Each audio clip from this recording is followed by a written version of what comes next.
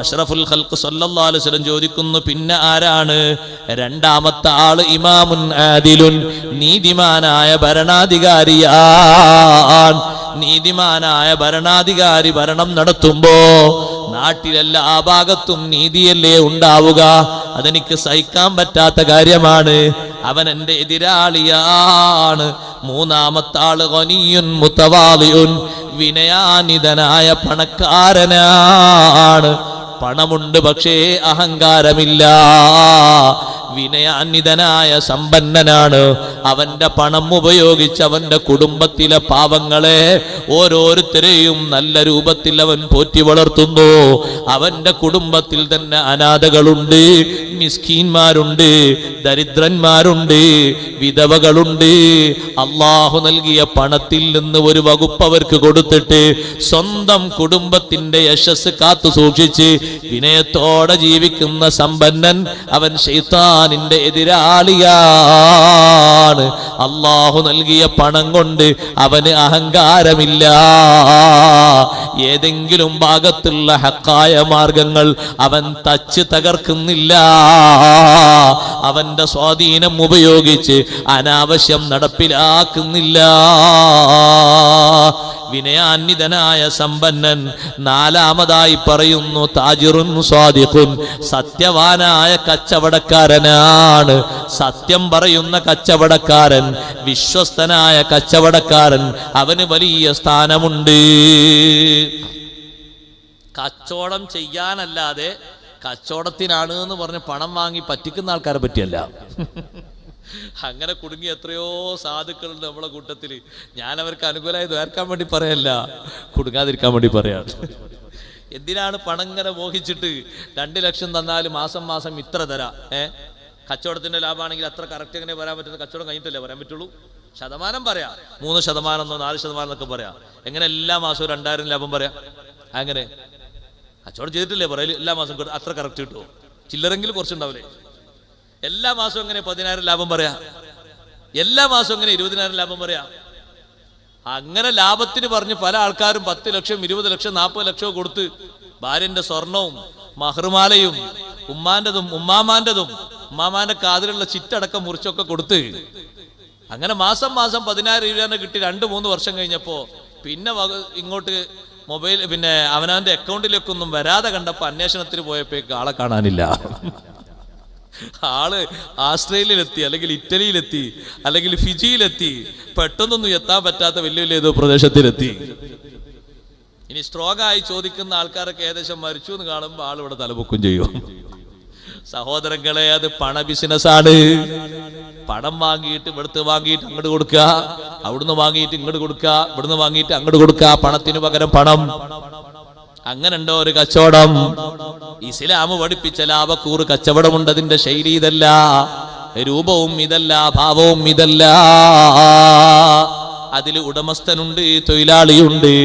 ഉടമസ്ഥൻ തൊഴിലാളിക്ക് വിഹിതത്തിനനുസരിച്ച് കൂലി കൊടുക്കുന്നുണ്ട്, ലാഭത്തിൽ നിന്ന് ശതമാനവും കൊടുക്കുന്നുണ്ട്. അത് ഇസ്ലാം അനുവദിച്ചൊരു ലാഭക്കൂറ് കച്ചവടമുണ്ട്, ഖിറാലാണ്. അതിന്റെ ശൈലിയും രൂപവും ഭാവവും ഇങ്ങനെയല്ല.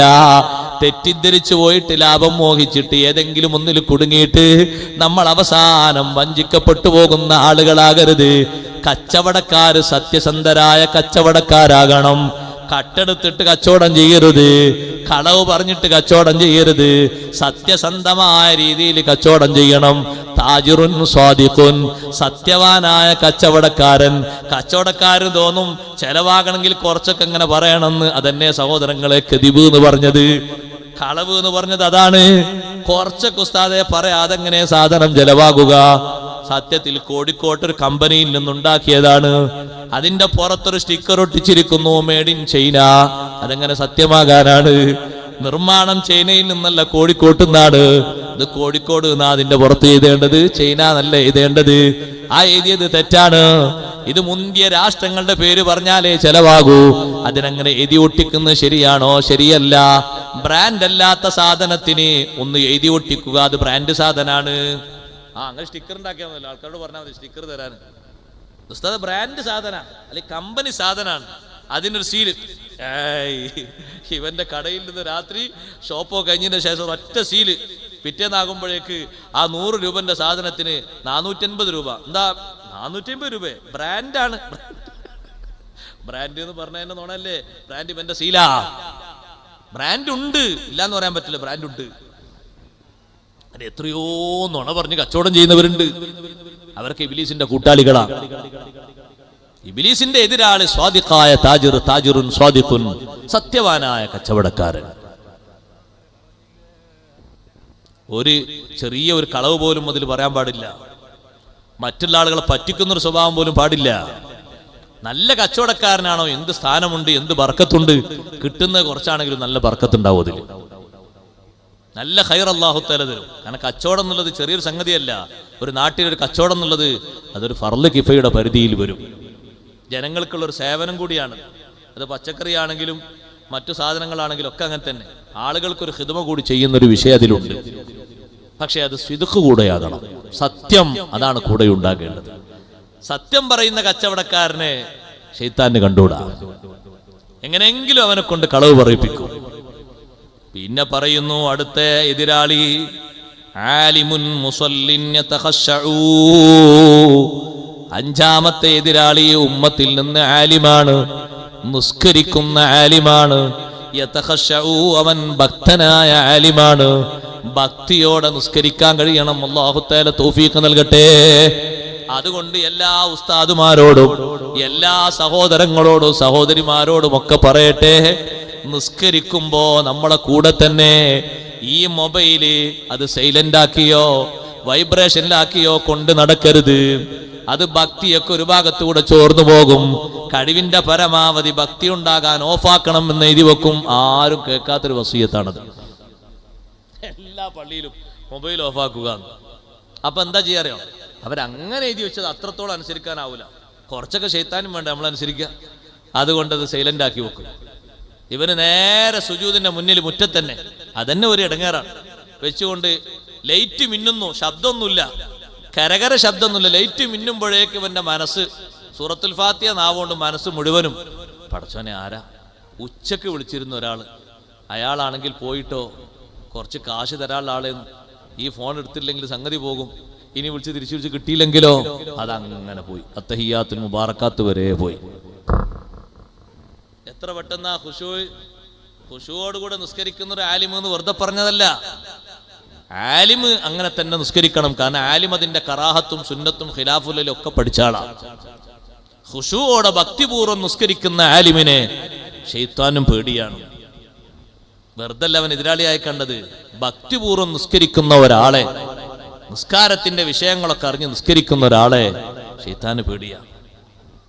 അവനെ പിന്തിരിപ്പിക്കാൻ തന്നെ ശൈത്താന് വലിയ പ്രയാസമാണ്. അതുകൊണ്ട് ഭക്തിപൂർവ്വം നിസ്കരിക്കണം. നല്ല അറിവോടെ നിസ്കരിക്കണം. അറിവോടെ നിസ്കരിക്കുന്ന, ഭക്തിയോടെ നിസ്കരിക്കുന്ന ആളവന്റെ എതിരാളിയാണ്. ആറാമതായി പറഞ്ഞു മുഅ്മിനുൻ നാസിഹുൻ, നസീഹത്ത് നൽകുന്ന മുഅ്മിൻ, ഉപദേശിക്കുന്ന മുഅ്മിൻ. മറ്റുള്ളവർക്ക് ഉപദേശം പകരണം. നമ്മൾ ആരോടും ഒന്നും പറയാൻ പോകണ്ടെന്നാ പലരുടെയും സിദ്ധാന്തം. അത് ശരിയല്ല.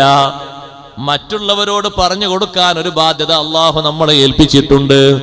നമ്മൾ അതിന് പറ്റുന്ന ആളുകളാണോ മറ്റുള്ളവരോടും പറഞ്ഞു കൊടുക്കണം. 5 വക്ത് കൃത്യമായി നിസ്കരിക്കുന്ന ആളാണോ നീ? കൃത്യമായും നിത്യമായും നിസ്കരിക്കുന്ന ആളാണോ? നിന്റെ ചുമതലയിലുള്ള മറ്റൊരു കാര്യമാണ് വഅ്മുർ ബിൽ മഅറൂഫി വൻഹ അനിൽ മുൻകരി വസ്ബിർ അലാ മാ അസാബക്. നീ 5 വക്ത് കൃത്യമായി നിസ്കരിക്കണം. മറ്റുള്ളവർക്ക് നീ ഉത്ബോധനം കൊടുക്കണം. നിന്റെ വക ഏതെങ്കിലും ഒരു ഉപദേശം ആർക്കെങ്കിലും ഫലിച്ചാൽ അത് വലിയ ഉപകാരമല്ലേ? നസീഹത്ത് ചെയ്യുന്ന മുഅ്മിനെ പിശാചിന് എപ്പോഴും എതിരാണ്, എതിരാളിയാണ് അവൻ. കാരണം ഇവന്റെ ഉപദേശം കൊണ്ടല്ലേ മറ്റാള് നന്നാകുന്നത്. ഇവന്റെ ഉപദേശം കൊണ്ടല്ലേ ആ കുടുംബം നന്നാകുന്നത്. ഇവന്റെ ഉപദേശം കൊണ്ടല്ലേ ഭാര്യ നന്നാകുന്നത്. ഇവന്റെ ഉപദേശം കൊണ്ടല്ലേ മക്കള് നന്നാകുന്നത്. നസീഹത്ത് കൊടുക്കണം, ഉപദേശങ്ങൾ കൊടുക്കണം. ബാപ്പമാരും മക്കളും തമ്മിലുള്ള വലിയൊരു ആത്മബന്ധം അതാണ്, നസീഹത്തിന്റെ ബന്ധമാണ്. എപ്പോഴും അവരെ വിളിച്ച് ബുദ്ധിമുട്ടാക്കിയിട്ട് ഓരോ കാര്യങ്ങൾ കൽപ്പിക്കുക എന്നല്ല, സാരവത്തായ മാർഗനിർദ്ദേശങ്ങൾ കൊടുക്കുക. ആ നിർദ്ദേശങ്ങൾക്കനുസരിച്ച് മക്കൾ ജീവിതം പകർത്തി മുന്നോട്ട് കൊണ്ടുവരിക. ഓരോന്നും ഇടയ്ക്ക് നല്ല നല്ല ഉപദേശങ്ങൾ കൊടുത്ത് ജീവിതത്തിൽ അത് ഫലിപ്പിക്കുക. അത് നല്ല കാര്യമാണ്. പിശാചിന്റെ എതിരാ